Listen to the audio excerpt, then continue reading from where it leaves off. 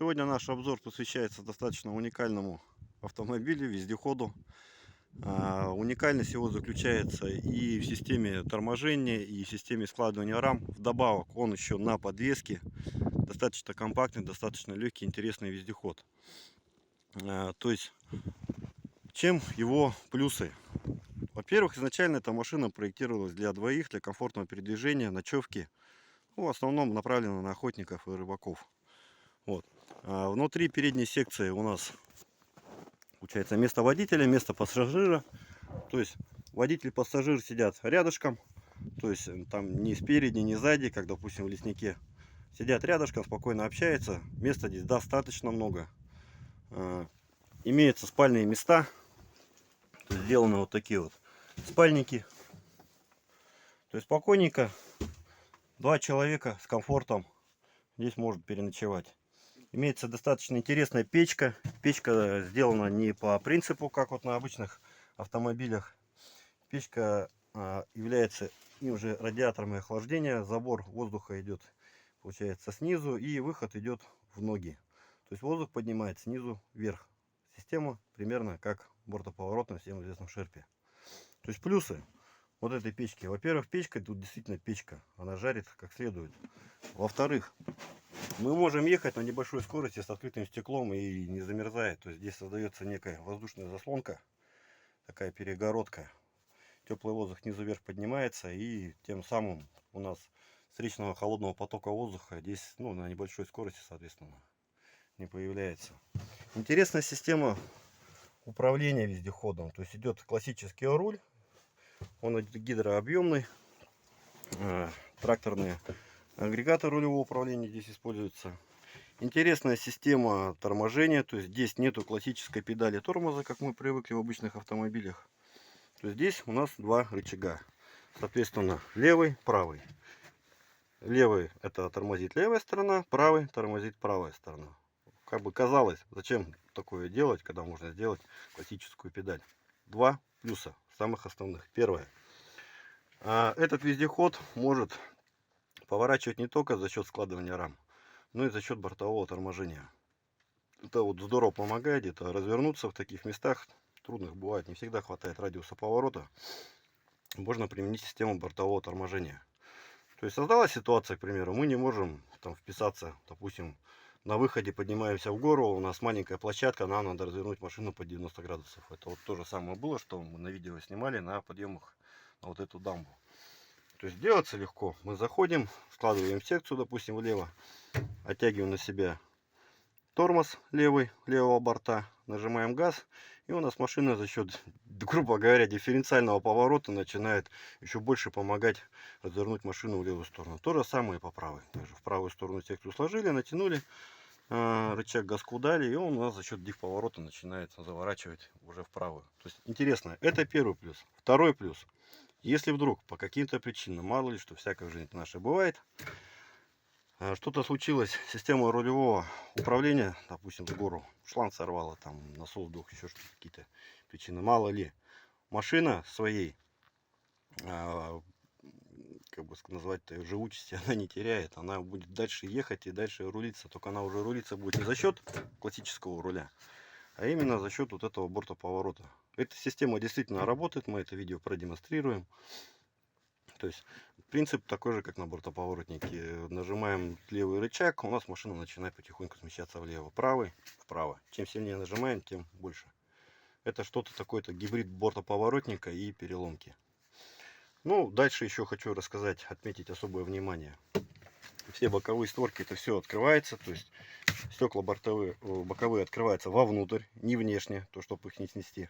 А спокойненько открывается вверх, и здесь вот на защелочке они фиксируются. То есть если лето, жара, духота, можно спокойненько открыть и спокойненько в открытом вездеходе ехать. То есть здесь не надо бояться, что высота маленькая, биться головой в нее, здесь достаточно высоко. Мой рост 184 сантиметра, здесь сижу очень даже вольготно, комфортно, и голова у меня до этого препятствия не достает. Вот. Переднее складывающее стекло, оно немножко подзатонировано. На ней же также дворник фигурирует. То есть таким вот макаром закрывается. Все сделано по подобию шерпа. Еще большой плюс это вездехода, это его остекление. То есть здесь сидишь действительно как в аквариуме. То есть прекрасный обзор со стороны. Плюс стоят зеркала. То есть все равно видно, что происходит в задней секции. То есть эта штука очень удобна. И вот в каком-то плотном лесу мы ехали. Блин, классно, мне понравилось. Вот.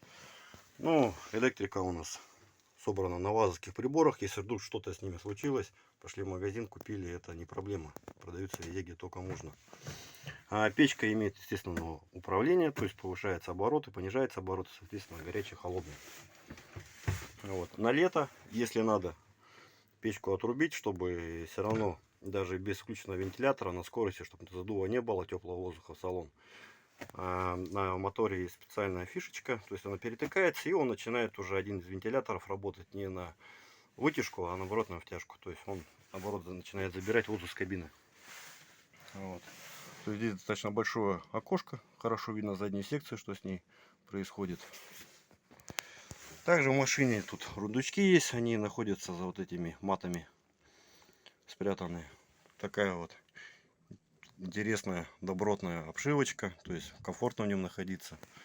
Ну, соответственно, вот такие мелочи приятные, как плафон. То есть, ну вот, как бы, как вам так показать бы. Вот, допустим, я сижу за рулем, да, вот здесь вполне вольготно сидит у меня пассажир. То есть хватает места, чтобы положить руку спокойно здесь. Достаточно много места. То же самое с той стороны. Ну, под себя можно будет что-то там дополнить, какие-то держатели сделать, там, под воду, под бутылочку, все что угодно. То есть удобно. Переночевать можно, покушать можно, остановиться, отдохнуть. То есть секция утепленная, утеплена пеноплексом. То есть классно, здорово.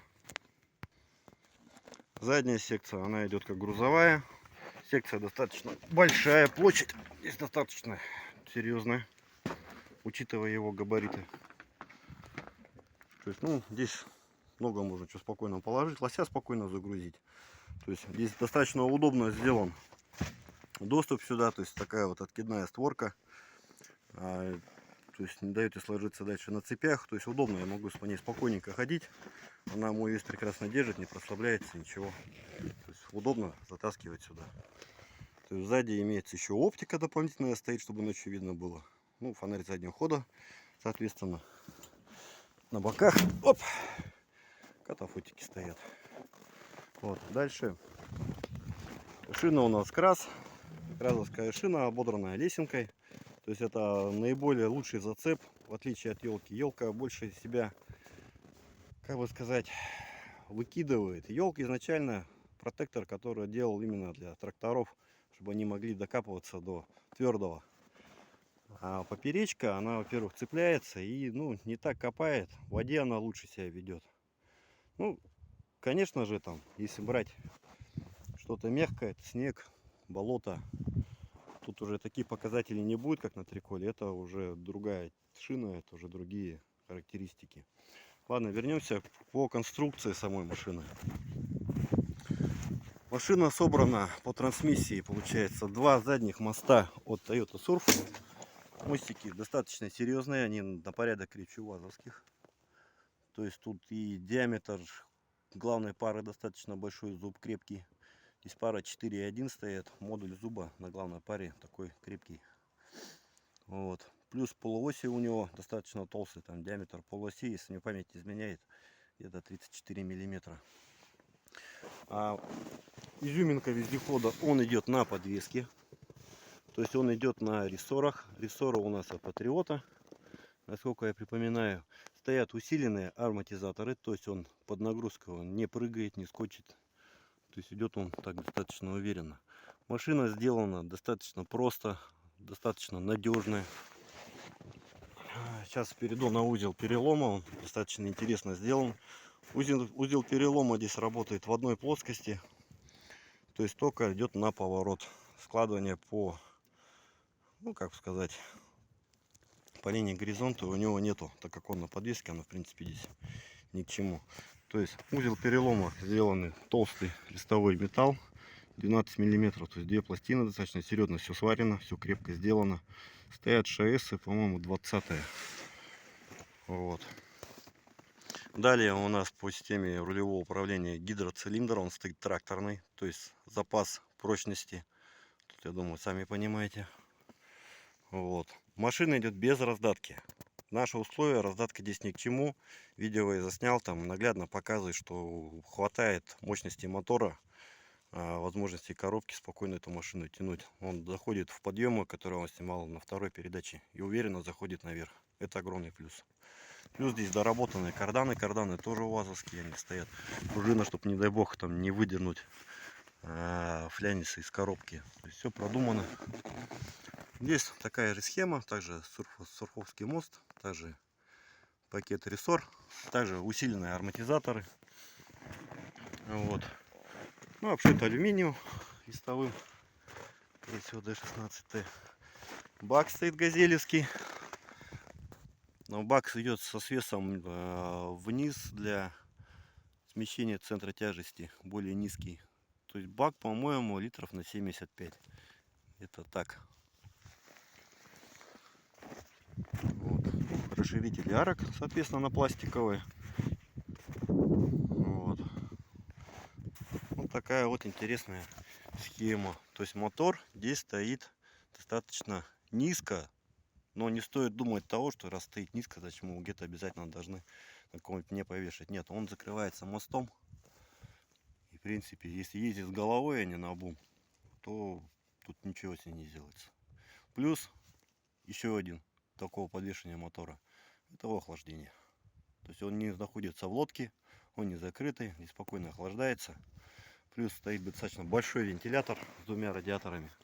Ой, радиатор с двумя вентиляторами, пардон, извиняюсь. Охлаждения здесь достаточно. Ну, стандартные диски с бэдлоками на болтах.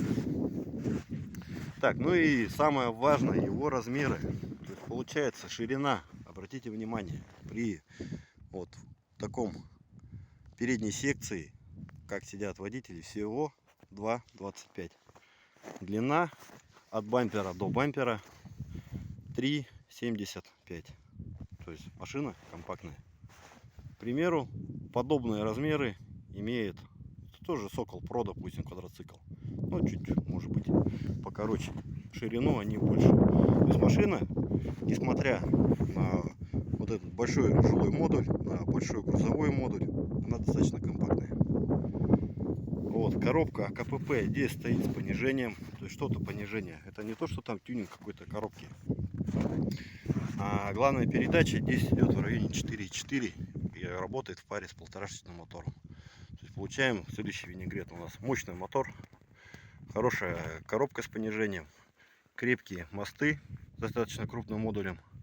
Соответственно, ну, убить эту машину, порвать трансмиссию здесь, ну, я не знаю, это как надо так стараться. То есть машина действительно вот своей простотой, прочностью трансмиссии, все заложено, машина, можно сказать, считать неубиваемая.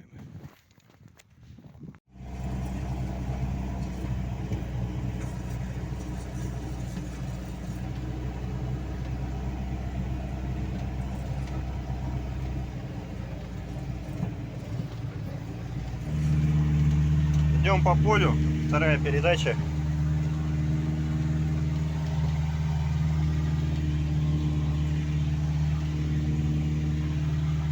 Снега достаточно много. Николай, остановись, я сейчас прыгну, покажу глубину снега. Оп.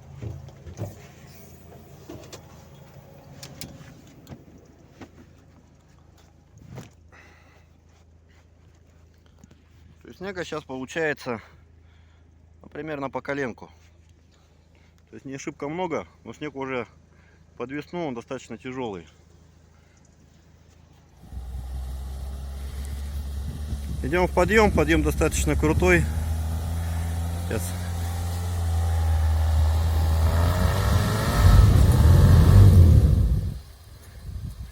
Первая попытка не удалась.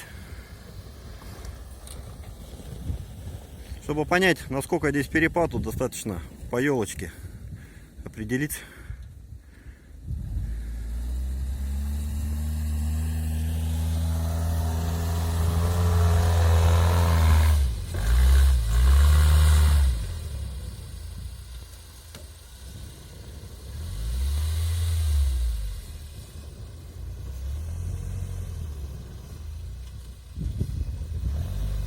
Прекрасный момент.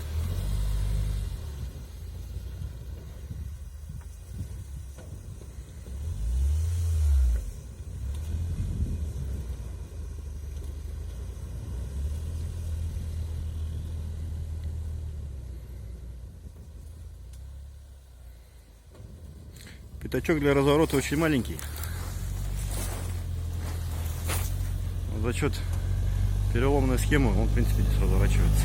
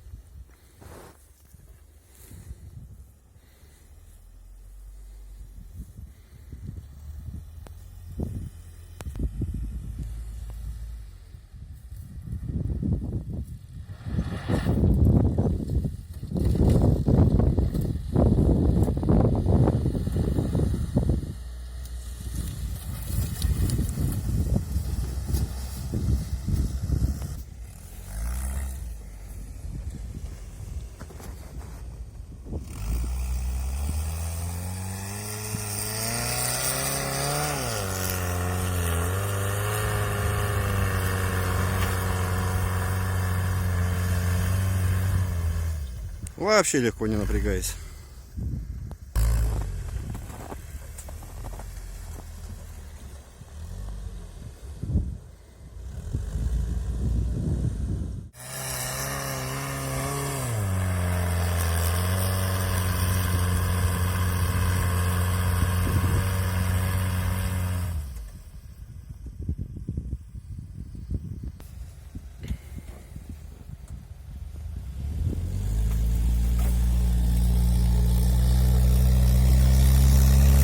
Нагрузка на мотор. Понижение с хорошим значением идет. То есть мотор справляется.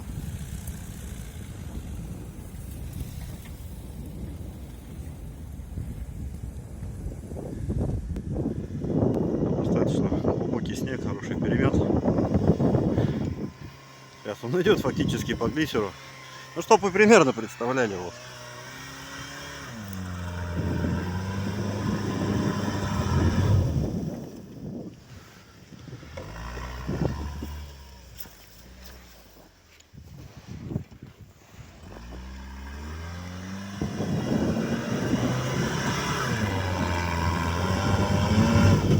Сейчас машина заходила на подъем на второй передаче.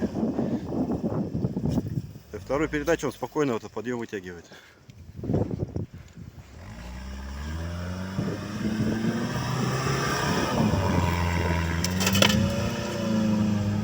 Вау, круто.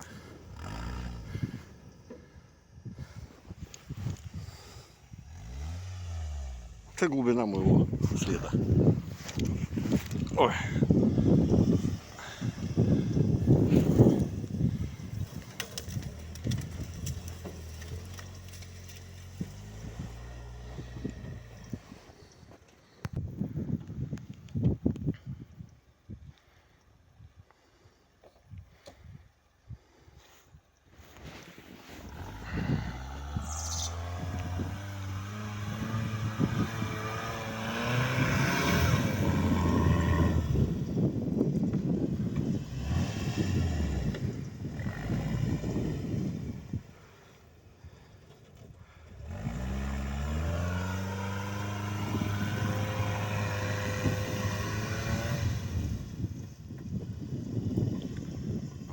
Серьезно.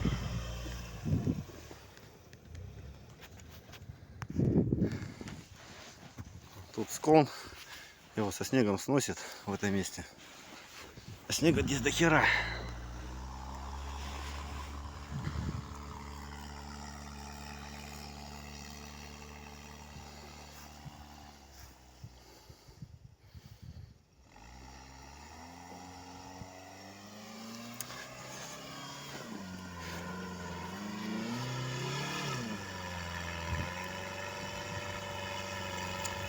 Опять ползет.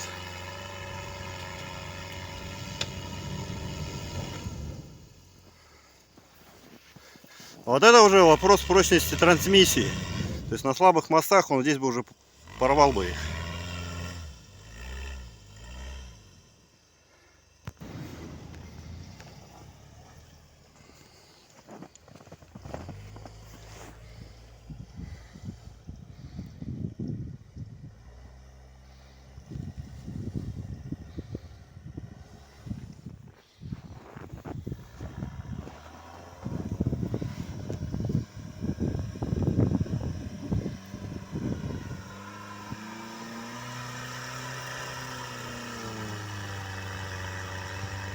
Машина идет с буксом, она козлит, трансмиссия прекрасно держит.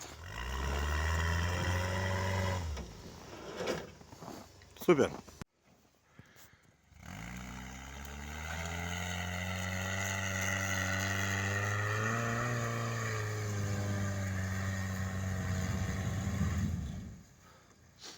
Напоминаю, что блокировок межколесных здесь нету, только межосевая. Подъем достаточно крутой, достаточно глубокий снег.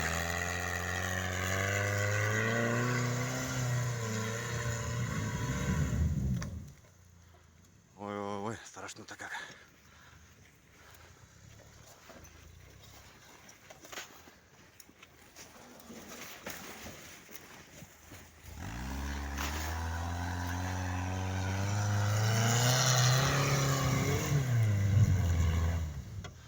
Ну, почти уже.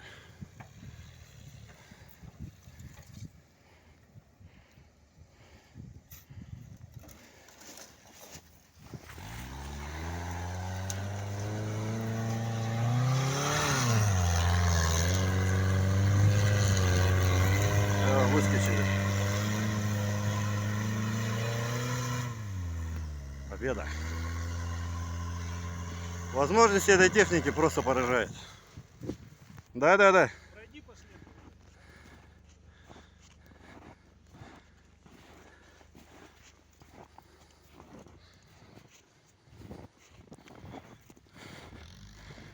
Подъем крутой. Добавок к подъему. Здесь еще есть вот эта ступенька. Она достаточно большая. То есть если даже по ноге судить, она выше сапога.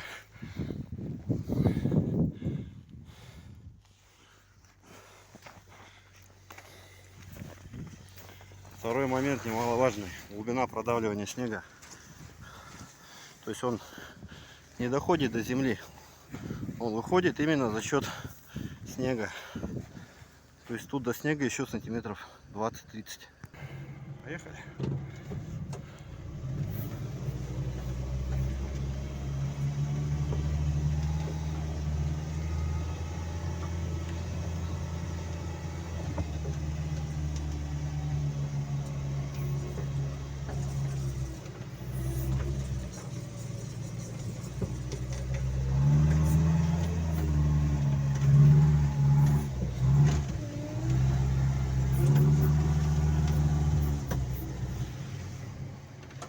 Ой-ой-ой.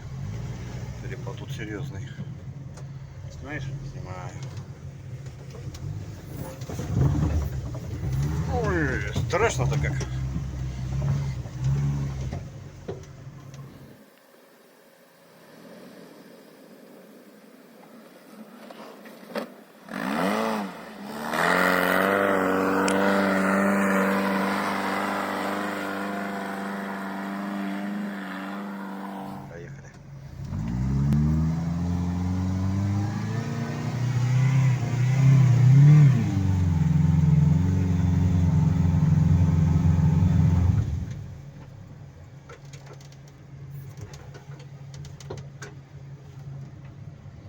Ступенька такая неплохая.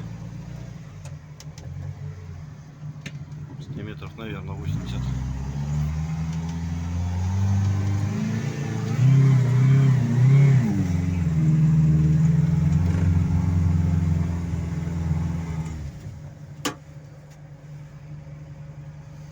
Впечатляет?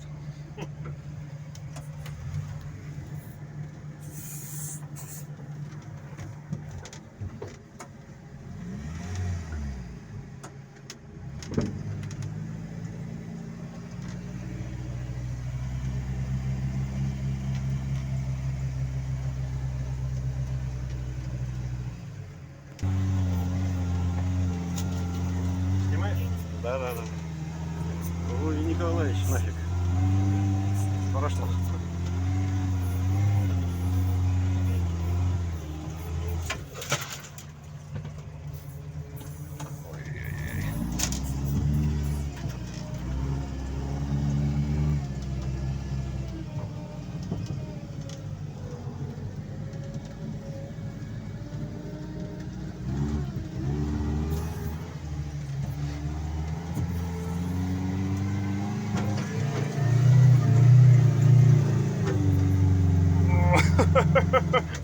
Уже на спине лежим. Сейчас потихоньку границу поймаю. Угол поймать. Примерно спуска.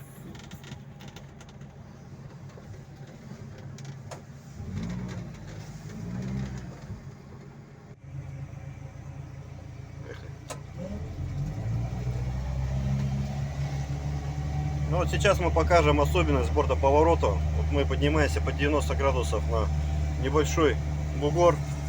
Бац, у нас не хватает. Вот мы зажали рычаг, бац, и развернулись на нем. Как на ширке. О, но даже в кабине это хорошо ощущается.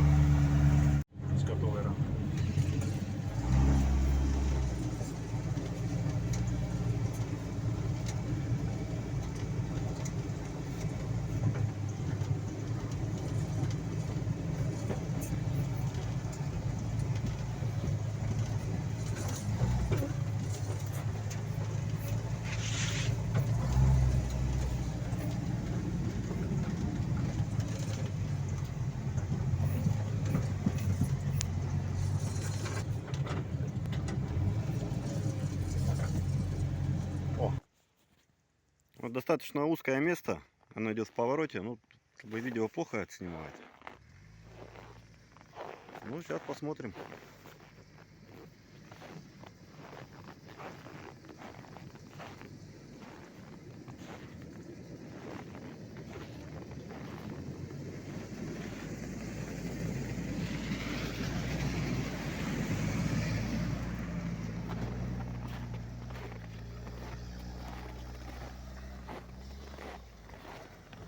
Канава небольшая. Ну как небольшая? На видео она кажется небольшой. Ну вообще просто вот как по асфальту.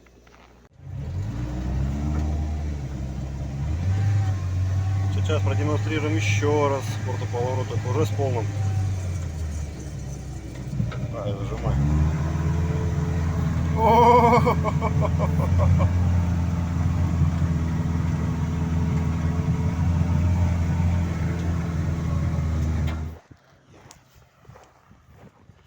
Ну а сейчас как все это снаружи выглядит.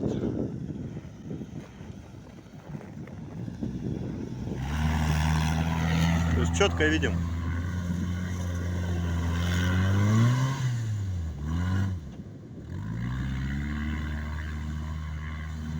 Возможности бортового поворота. Супер! Просто супер!